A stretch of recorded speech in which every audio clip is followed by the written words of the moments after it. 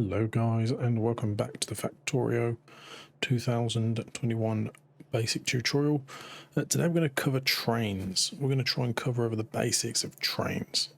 From this point on in the guide, I'm going to generally stop showing you how to make simple factory systems like this, because we've done a fair few of them now. Going across. I've only got one radar up so you can only see, but basically every single one's pretty much a basic factory, where we'll make maybe some cogs or some copper and then feed it into other items. I'll still keep the blueprints in things that I do use, but generally you can work out the stuff you need going forward. Like for green science, you just needed to work out it was belts and inserters, and we've covered them before, so you just make a little setup however you feel is good, and send them into the little factories. Here it's like pipes and cogs with steel make engines. So yeah, I'm not going to cover them so much. Like if I need them, I'll just show you what I've built, and if you want to just pause the video or rewatch the video when you come back to it and copy what I've done, that's totally fine. Otherwise, I don't see the point in like basically spending 5 minutes covering what I've done here. I will stop and like let you see how I've done this, so you can like just screenshot it or do what you need, and then we can carry on. But one of the requested things today was belts, was trains. Now I am going to show you the simple way trains work, just so anybody knows. That is literally just to build train tracks. It's simply set up just to make train tracks, because you're going to need a lot of them. Now train tracks are weird. I've made, how many have I made? 1, 2, 3, 4, 500 of them. Now train tracks can be weird. You can place a single train track like that, and then it comes up with these little arrows on it. And if you click this arrow, you can move it around, which is kind of how you direct the train itself. You'll only get so many. I think it's 9 or 10. To do it. So what I'm going to do straight away is just lay you down like so. Now if you get this, because obviously you can't come over here and you can't come over here, just press the Q key. If you press it once, this works across anything. If you're holding anything, you press Q, it gets rid of it. If you are dealing with let's put these to my hotbar. If you're dealing with tracks, you can also just click and drag, and you don't have to use the bar. You can also, I believe, you can lay tracks in a, not in a diagonal, not like that. Say you want to go up in a direction, you can go up like that, and then all you have to do is join up the two pieces somehow. Now they don't always fit, so this is why I always recommend using this system. Laying train tracks can get a little fiddly, but if you play around with it, you'll get it. You can also have train tracks that do this. So yes, this is a train track that goes continuously one way, but it also can come this way. Now I have built some trains as well. Trains go in 2 different directions, as you can see. Rotate it. They will only go in the direction that you point them in. So if I'm just going to hotkey a load of these things. So I'm just going to put some coal in this. There we go. So now this particular train, I can get in. If I press W, it will just go in a straight line. So I can manually drive it. And I go back. And then if I press A and W, so forward and side, it will go off the, it will veer off, so I can actually direct my train in the way it wants manually if I'm driving it. But the main reason people get trains is because they want to farm something that's in a different different place. Now I do actually have a spot to do that with, but I just want to show you how you can cover two different types of trains. I'm gonna need to build another train to make this work. So imagine that as just a straight line. So you got one material here and the material the other end. We've got some chests. We do. So what I'm going to do is I'm just going to put a chest about here. And we're going to go to the other end of the track. And put a chest about here. Right. So I'm going to show you how different train systems work. Just get rid of some of these things. We don't need them at the moment. Inside here, I'm just going to put, not the blueprint book, we're going to put some just stone, simple stone. Right, so the first thing you need is your train track, obviously. You're then going to need train stops. So this is where your train will stop at. Now, if you look as you hover it over the track, there's loads of little green dots. Now, the yellow arrows mean that that's the direction that the train's going to be coming in at. So you have to get it on the right-hand side of the track of the train that is coming in. So for this one, the train will be coming in from the right-hand side to the left. So what you do is you just find a green square where you think it's suitable, and you put it down. You'll automatically get named, but you can change them. And in order for a good train system to actually be a train system, you need to have one on each end. So we're going to put the other one there. So now we have two train tracks, each with a name. So now what I do is I'm going to take my little chest, I'm going to make sure it lines up. If you hover over the track, you can see these outlines. If you don't see them, there's a setting in the menu. If you go settings, interface, it is here, train visualization, length. You can set this to however many you like. I like 5 because I always deal in trains that are 4 carts long, always. It's totally up to you how you do this, but generally I go with 1 train pulls 4 carts. Because the more trains you put on here, the more carts it can pull. Now, this is a to and fro system. So because this is a to and fro system, you're going to need your train. And then you're going to need 1, 2, 3, 4 carts. You don't need 4 carts. In this case, you could actually only have 1 cart and it would still work. But then you need to have another train the other end. Because what will happen is this train will pull it this way and that train will pull it this way. They both need some fuel, so I'm just going to give this half the fuel. I need to do a video covering hotkeys, like things that like shortcut keys that I use. And now we're not using any signals on this because we don't need to, because literally there's 1 train on 1 track. So this is going to take anything out of this.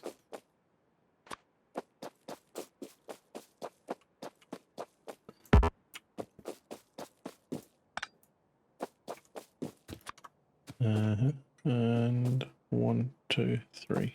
It's this one. So then you always want the first space is always for the train, and then that's the cart, that's a cart, that's a cart, that's a cart.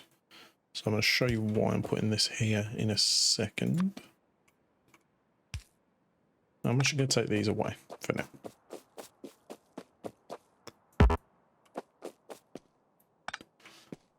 Right, so if I click on the train and zoom in, it will show you the track and the train. So you can rename these stations if you want. You just click on the stations when you click a train that's on the track, and then you click a station, and then you just come up here and just call this whatever you want. So you can call it station 1. That's fine. You can call this one station 2. That's fine. You can, I believe, can you colour them? I'm pretty sure you can colour them as well if you really want. If you like to have your stations colour coded, you can. Well, that's a green colour now. This one's red. Anyway, so what's going to happen is this train, if I set it to add some stations, so station 1, station 2, and then I just click automate, it will literally just go between the stations. So it'll go to this one, stop, and then it'll go back. Stop, and then it'll go back. It's not really interesting at the moment because it's not doing much. It's just going to the station and everything. We haven't got any wait conditions in here. Okay, so I'm just going to set it back to manual mode. Wait conditions. Now, this is where you can either do time-based. So each one of these is different. So you've got like time-based, where you set an amount of time it waits at the station for. You've got inactivity. So 5 seconds of inactivity. So when it has 5 seconds of doing nothing, like it's not filling up with anything, it's not doing anything at all. Full cargo, these are the ones you're going to tend to use, is time-based, full cargo, empty cargo, item count. They're the ones that I generally use myself. I don't use these passenger presence or not present. This is in case you want a train that can take you off to many other places, but that's very later in the game. So the ones we're going to cover at the moment are time-based, which is self-explanatory. It will literally wait at the station for a certain amount of time that you set in here in seconds. So I'm not going to show you that. Full cargo literally means it will wait until this is completely full of cargo. Each container holds, I believe, 2,000. If you actually hover over the train, it will tell you, I think, somewhere. Is it each one of these? Storage 40. Well, it's 40 or 50s. There's somewhere it tells you. Oh, I don't know where. Storage size 40. So it's 40 squares. So 1, 2, 3, 4, 5, 6, 7, 8, 9, 10. So 10. So if you imagine it can hold 100 units of that. So it will wait until basically the entire train's full. So if it goes to this station and I say, on this station, wait until the entire cargo is full, it'll have to fill up 2,000, 2,000, 2,000, and 2,000, because that's what it will take, I think. 1,000, 2,000, 3,000, 4,000. No, it'd be 4, 8, 16, I think. My maths is going mad. Anyway, it would wait until the entire train's completely full. The other one to use, why is my math so bad, is obviously empty cargo. So when it gets to a station, it goes to the station and empties the cargo, and then we'll leave. The other one's item count. So the item count has some mathematical things. So what you would actually do is you'll go in here, and you would select the particular item that you want. So in this case, it's going to be stone bricks. So wait until the stone bricks equals 100, or should we say 50? We'll do 50. Right, set. Add a condition at station 2 that the cargo is empty, and automate. So now what it's going to do is going to go to cargo 2. Is it empty? Will we set these trains up right? Station 2. Oh, full cut. Sorry, I've selected the wrong one. Empty cargo. Oh yeah, you can add these ores. So this is what I was also going to show you. Right, this is what I need to do now. So now I need to put some bricks in here so you can see it working. I apologise if I'm explaining this really badly, guys. I don't claim to be no expert. We all make mistakes. Right, now we need some power. So I'm just going to link these up. Now these are just to power. They're not actually doing anything to do with the train. They're just to power the inserters. Okay, so now you can see that inserter is working away. Filling up this particular cart.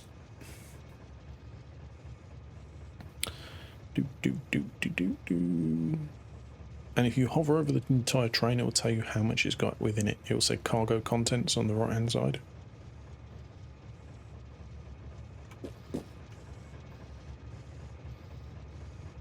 How many did I set this to? 50? You can also just jump in them. We're going to speed this up a little bit. So what we're going to do is we're going to speed it up by chucking that in it. Cargo is equal to, or so this is where you can get a bit tricky. If you're equal to, what you might want to do is this one. Greater than or equal to.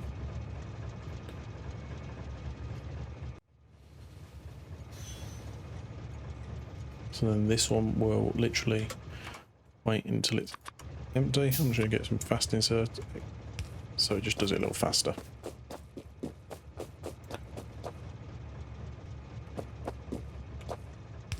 There we go.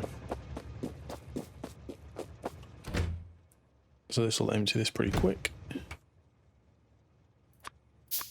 Another trick is, like, we're not going to go into the logistics of how to empty the trains, but you can do it in... There's plenty of ways to empty an entire train really quickly.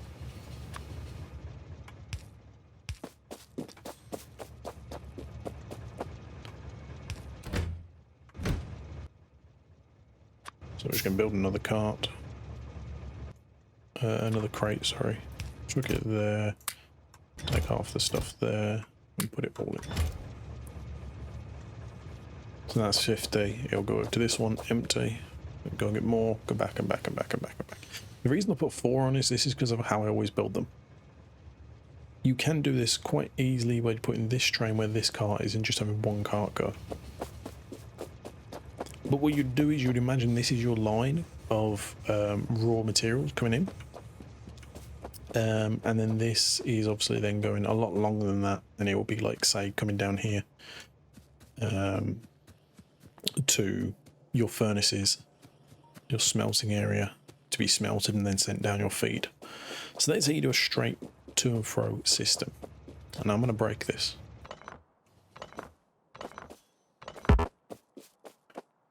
I'm going to break it because I want to show you how you do a loop system really quick.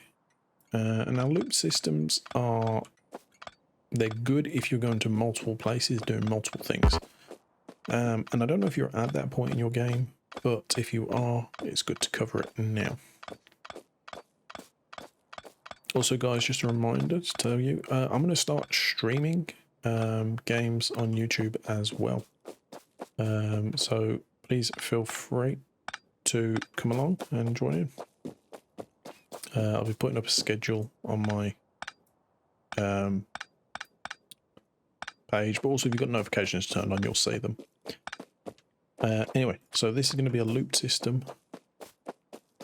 So with a loop system, you want to put your first piece down, and then you want to grab the piece, obviously, and it has to loop round. So there are going to be multiple trains on this system.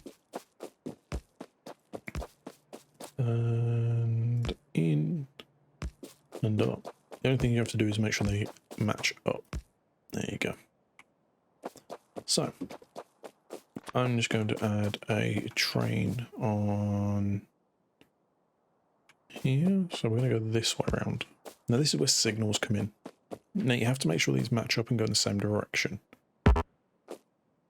So this is just to show you how to manage basic. What can I put you here? There we go. Right, this is to show you how to manage basic trains and systems with signals. Because obviously if I put 2 trains on a track and I let them go, they're just going to crash into each other. We're going to just use, I'm just going to rename this to 1. Quick tip is always come up with good names for your stations, because if you start having a lot of stations, you might forget what the names are called very quickly. 1 and 2 is not good names for a station. For this, it works. Now we don't need this.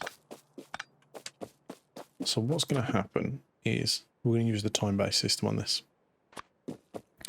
So this one, I'm going to put some fuel in it. I'm going to put half the fuel in this one. Fuel for trains can be anything like coal. Coal going up, anything you use in vehicles. Pretty much like you can use the light fuel in it, I believe. If you make the look there, solid fuels. If you make solid fuels, you can use solid fuels into it. You can use like rocket fuel later on, and stuff like that. But for now, coal is your best one to go with. Right. So with these trains, I'm literally going to automate them. Go to 1 and then go to 2 and do a time-based thing. So this one's going to wait 5 seconds. And then it's going to wait 10 seconds. Well, 5. No, we're going to do both for 5 seconds. This one's going to wait 5 and 5. Okay? So that's 5 and 5. This one's going to do 10 and 10. I'm going to show you what happens. So go to 1 and wait 10 seconds. So essentially this one's going twice as slow because it has to wait at the stations twice as long. Always type these in because using the little dragon never works. So if I automate that and then I automate that, eventually they're going to crash into each other constantly. So this is waiting. This one's trying to get into this station and it's just pushing this one and damaging it. So this one's going to go up there, go to 5 seconds.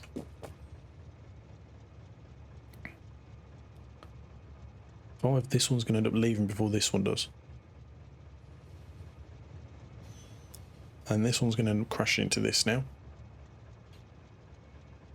Because it's going to leave before this probably gets a chance to leave. Yeah, there you go. Crash in like instant mismatch, not working, doesn't work, not good. So we're going to pause them. And now we're going to show you how signals work. Now you're going to need at least 3. Now signals, if you look at them, they come up on the tracks, much like they do stations. There's also this blue line that comes up as well. Now, this can get kind of complicated, so if you don't quite catch onto it straight away, just stick with the to and fro system for now, and then probably catch me in a stream or something that I do, and you will be able to ask me the questions about train tracks and systems and how they work with signals. But this is just a normal signal. We're not looking at rail chain signals yet. You probably will never need these.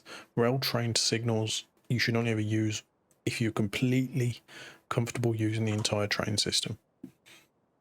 So, because this blue line shows you, say, this is one complete open network. So it's one complete open loop that works.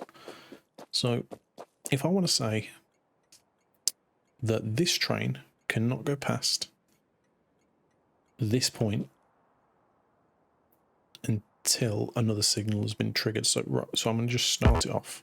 I'm going to start it off.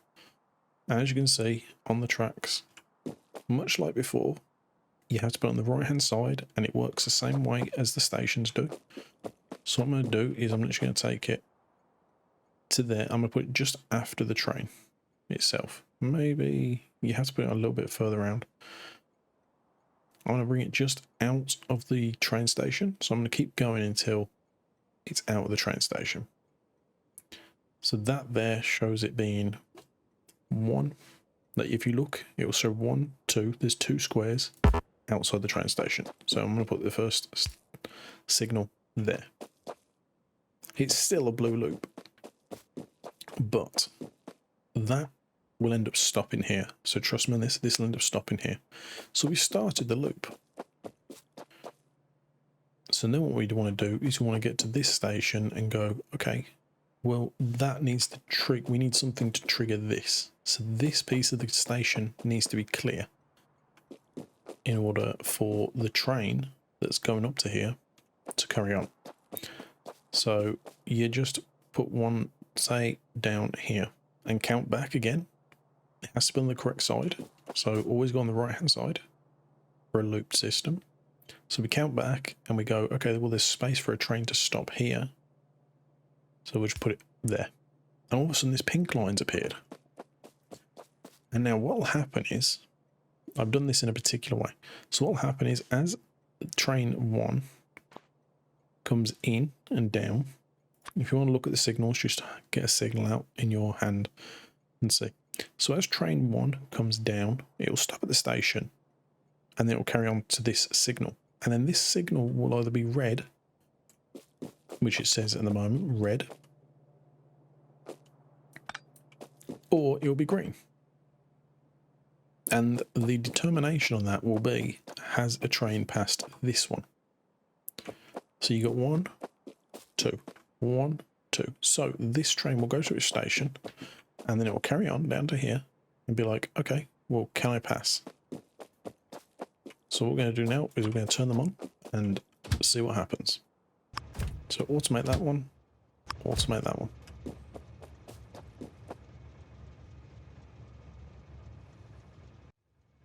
So as you can see, it's waiting at its signal. And this one is also waiting at its signal. And then they're not crossing. They don't know what to do because they're both showing red. Because there hasn't been a point in the signal to say, okay, this is the clearance area. So once a train has passed out of here, change the signal. So this is going to leave here, go to there, and then it's going to stop at this station. And it's only going to stop at that station, and then this one's going to carry on. So what you actually need to do, you need to put another signal down. Now make sure it clears this signal down the bottom, or the one at the top, it doesn't matter which one, by the amount of trains that you're going to have.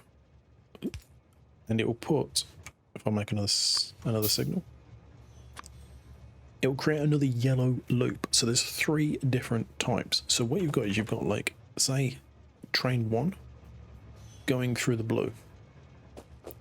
Train 2 is for the yellow.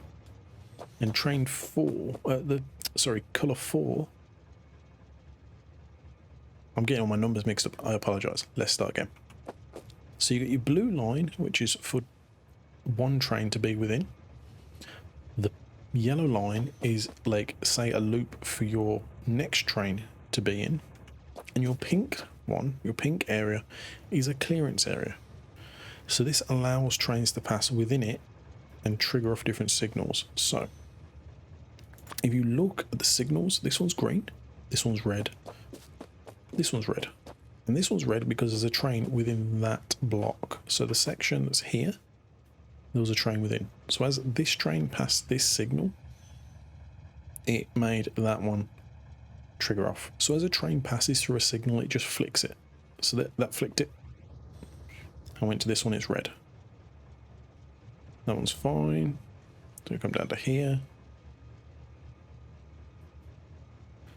And this train's going to leave and go to there. And as you can see, it's red because there's a train in the same loop. And that's going to go through. That's all fine because this one's open. It's just going to continue to go around. And obviously these are on timed based things, so you could set these to do whatever you want. This one could wait a minute at a station. You could set this to wait 1 minute at a station, and this one could be told to wait 5 seconds at the same station. But it will not be allowed to go past its signal until this one's already done what it has to do. So this can be quite complicated, so I do apologise I didn't explain it 100%. But if you don't quite catch this one, do the to and fro system. Guys, thank you so much for watching this video.